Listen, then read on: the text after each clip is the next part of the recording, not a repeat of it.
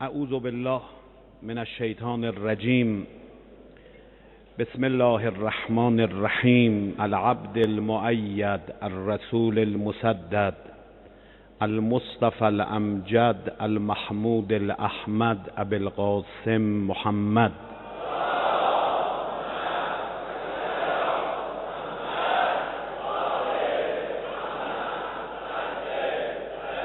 Tehran کی مرکزی نماز جمعہ آج آیت اللہ سید احمد خاتمی کی امامت میں ادا کی گئی. تہران کے خطیب جمعہ نے نمازیوں کو تقوی الہی اختیار کرنے کی دعوت دیتے ہوئے گناہوں سے دور رہنے کی نصیحت کی. آیت اللہ سید احمد خاتمی نے دعا و ذکر کی فضیلت کا حوالہ دیتے ہوئے کہا کہ دعا و ذکر سے بندہ اللہ سے اپنے انس اور محبت کا اظہار کرتا ہے اور اس کے ذریعے بہت سے مسائل حل ہوتے ہیں. تہران کے خطیب جمعہ آیت اللہ سید احمد خاتمی نے کہا کہ فرزند رسول حضرت امام سجاد علیہ الصلوۃ والسلام دعا کے ذریعے اپنے پیغامات پہنچاتے تھے. تہران کے خطیب جمعہ نے کہا کہ دعاؤں میں ایک اہم ترین دعا صلوات ہے جو محمد و آل محمد علیہ السلام پر بھیجی جاتی ہے. تہران کے خطیب جمعہ نے دعا کے آداب اور فضیلت کا ذکر کرتے ہوئے کہا کہ دعا کے بارے میں کہا جاتا ہے کہ اسے زبان پر جاری تو کیا جائے مگر آہستہ پڑھا جائے، مگر انہی دعاؤں میں صلوات ایک ایسی دعا ہے جس کے بارے میں تاکید ہے کہ اسے بآواز بلند پڑھنا چاہیے. تہران کے خطیب جمعہ آیت اللہ سید احمد خاتمی نے کہا کہ صلوات کی بہت زیادہ فضیلت ہے اور صلوات کے بارے میں سبھی ائمہ نے بہت زیادہ تاکید فرمائی ہے اور اس میں بڑے ہی فوائد ہیں. تہران کے خطیب جمعہ آیت اللہ سید احمد خاتمی نے فرزند رسول حضرت امام محمد تقی علیہ الصلوۃ والسلام کی یوم شہادت کی آمد کی مناسبت سے کہا کہ امام محمد تقی علیہ الصلوۃ والسلام ہمارے تمام ائمہ میں سب سے جوان امام تھے جنہیں 25 سال کی عمر میں ہی شہید کر دیا گیا. اس موقع پر تہران کے خطیب جمعہ نے عاشقان اہل بیت عصمت و طہارت کی خدمت میں تعزیت بھی پیش کی. تہران کے خطیب جمعہ نے کہا کہ ہمارے نوے امام حضرت محمد تقی علیہ الصلوۃ والسلام بھی اس دنیا سے پیاس سے گزر گئے اور شہید ہوئے، وہ بھی کئی وقت کے پیاسے تھے. تہران کے خطیب جمعہ نے حضرت امام محمد تقی علیہ السلام کی مصیبت اور پیاس کو یاد کرتے ہوئے فرزند رسول حضرت امام حسین علیہ الصلوۃ والسلام کی مصیبت اور پیاس کو یاد کیا. تہران کے خطیب جمعہ نے کہا کہ امام محمد تقی علیہ الصلوۃ والسلام کے یوم شہادت کی مناسبت سے مجالس غم زیادہ سے زیادہ اور انتہائی عقیدت و احترام کے ساتھ برپا کیے جانے کی ضرورت ہے. تہران کے خطیب جمعہ آیت اللہ سید احمد خاتمی نے نماز کے دوسرے خطبے میں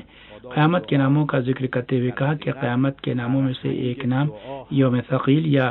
یوم سنگین ہے. انہوں نے کہا کہ یہ دن سب کے لیے بہت ہی سخت، سنگین اور بھاری دن ہوگا مگر جن لوگوں نے تقوی الہی اختیار کیا ہو. تہران کے خطیب جمعہ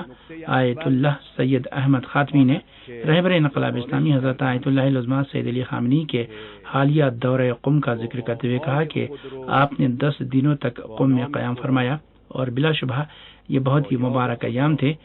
جن کے بہت ہی اہم ترین ثمرات برآمد ہوئے ہیں اور آئندہ بھی برآمد ہوتے رہیں گے. آیت اللہ سید احمد خاتمی نے کہا کہ قوم کے عوام نے رہبر انقلاب اسلامی کا انتہائی تاریخی اور شاندار استقبال کیا اور 4-5 کلومیٹر کا فاصلہ 2 گھنٹوں میں رہبر انقلاب اسلامی کا قافلہ اپنی منزل تک سر کر سکا اور پہنچ سکا. انہوں نے کہا کہ رہبر انقلاب اسلامی کے قوم قیام کے دوران قوم کے ہر طبقے کے لوگوں اور شخصیات نے ان سے اپنی عقیدت، محبت اور والہانہ شیفتگی کا اظہار کیا. تہران کے خطیب جمعہ آیت اللہ سید احمد خاتمی نے کہا کہ رہبر انقلاب اسلامی کا یہ دورہ بین الاقوامی سطح پر بھی بہت ہی پرمعنی تھا. انہوں نے کہا کہ اس دورے سے عالمی برادری اور بیرونی دنیا کو بہت ہی اہم پیغام گئے ہیں. انہوں نے کہا کہ گزشتہ برس کے صدارتی انتخابات کے بعد سے مغربی ذرائع ابلاغ اور ملک کے اندر ان کے بعض عناصر نے یہ پروپیگنڈا کر رکھا تھا کہ حوزہ علمیہ اور مراجع کرام نے حکومت اور اسلامی نظام سے اپنے آپ کو الگ اور علیحدہ کر لیا ہے، مگر رہبر انقلاب اسلامی کے اس دورے نے مغربی ذرائع ابلاغ کے جھوٹے پروپیگنڈوں کے چہرے سے نقاب اتار لی اور ایک بار پھر دنیا نے اپنی آنکھوں سے دیکھ لیا کہ مراجع کرام، حوزہ علمیہ اور طلاب سب کے سب پہلے سے بھی زیادہ اس اسلامی نظام کے وفادار اور شیدائی ہیں. تہران کے خطیب جمعہ آیت اللہ سید احمد خاتمی نے کہا کہ اس دور میں رہبر انقلاب اسلامی نے اپنے 10 روزہ قیام کے دوران ہر طبقے کے لوگوں سے ملاقات کی اور ان سے خطاب کیا، اور جس اہم نقطے پر سب سے زیادہ تاکید فرمائی وہ بصیرت کا نقطہ تھا۔ آیت اللہ سید احمد خاتمی نے کہا کہ رہبر انقلاب اسلامی نے اس مرحلے میں دشمن کے مقاصد کا بھی کھل کر ذکر کیا اور فرمایا کہ دشمن زیادہ تر 2 مقصد کے درپے ہے، ایک یہ کہ دین کو نقصان پہنچائے اور دوسری یہ کہ اسلامی نظام سے عوام کی وفاداری کم کرے۔ دشمن کی یہ کوشش یہ ہے کہ وہ ایک ایسا اسلام پیش کرے جس میں علماء کا کوئی کردار نہ ہو، یعنی عوام اپنے طور پر ہی اسلام کی تفسیر و تعبیر کریں۔ تہران کے خطیب جمعہ نے کہا کہ مرحوم آیت اللہ مرزا شیرازی کے تمباکو کے خلاف فتوے کے بعد سے دشمن نے اپنی اس کوشش پر اور زیادہ توجہ مرکوز کر دی۔ تہران کے خطیب جمعہ نے کہا کہ رہبر انقلاب اسلامی نے اپنے مختلف خطابات میں فرمایا کہ مراجع کرام دین و ملت کے سرمایہ ہیں اور علماء بھی اس قوم کی آزادی اور خود مختاری کا سمبل اور علامت رہے ہیں۔ علماء کے بغیر دین کو متعارف کرانے کا مقصد اسلام کو ہی نقصان پہنچانا ہے، اور اس طرح سے دشمن دین کو نقصان پہنچانا چاہتا ہے۔ آیت اللہ سید احمد خاتمی نے کہا کہ دشمن اسی طرح دین کو سیاست اور سیاست کو دین سے جدا کرنا چاہتا ہے، یعنی مغرب کے طرز پر سیکولرزم پیش کرنا چاہتا ہے۔ تہران کے خطیب جمعہ نے کہا کہ دشمن حاکمیت دین کو کسی بھی صورت میں برداشت نہیں کرتا، وہ امام زمانہ کا مخالف ہے، وہ ارکان دین کا مخالف ہے۔ تہران کے خطیب جمعہ نے کہا کہ دشمن اس کام کے لیے ایسے نام نہاد علماء کو بروکار لانا چاہتا ہے جن کا دین سے کوئی واسطہ یا کوئی سروکار نہیں۔ تہران کے خطیب جمعہ نے کہا کہ رہبر انقلاب اسلامی نے کہا کہ موجودہ صورتحال میں ملاک یہ ہے کہ اگر دشمن کسی خاص دھڑے کی تعریف کرتا ہے تو یہ سمجھ لینا چاہیے کہ وہ دشمن کے لیے کارآمد اور عوام کے لیے نقصان دہ ہے، اور دشمن جس دھڑے کا مخالف ہے کہ وہی دھڑا عوام کا دوست ہے، کیونکہ دشمن ایران کے عوام کا دشمن ہے۔ تہران کے خطیب جمعہ نے اسی طرح رہبر انقلاب اسلامی کے اس قول کا حوالہ دیا جس میں آپ نے فرمایا تھا کہ ملاک چہرہ نہیں بلکہ ملاک حق و باطل کو صحیح معنوں میں تشخیص دینا ہے، چہرے کو دیکھ کر معیار اور ملاک قائم نہیں کیا جا سکتا۔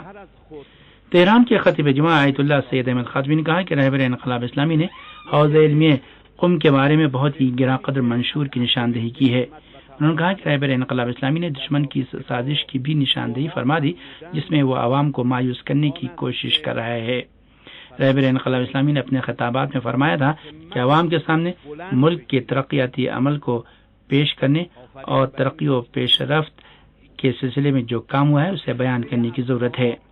تہران کے خطیب جمعہ نے اس ذیل میں کہا کہ آج ایران اقتصادی میدان میں پوری قوت کے ساتھ قدم آگے بڑھا رہا ہے، جبکہ مغربی ممالک آج اقتصادی اور مالی بحران کا شکار ہیں، جس کی تازہ ترین مثال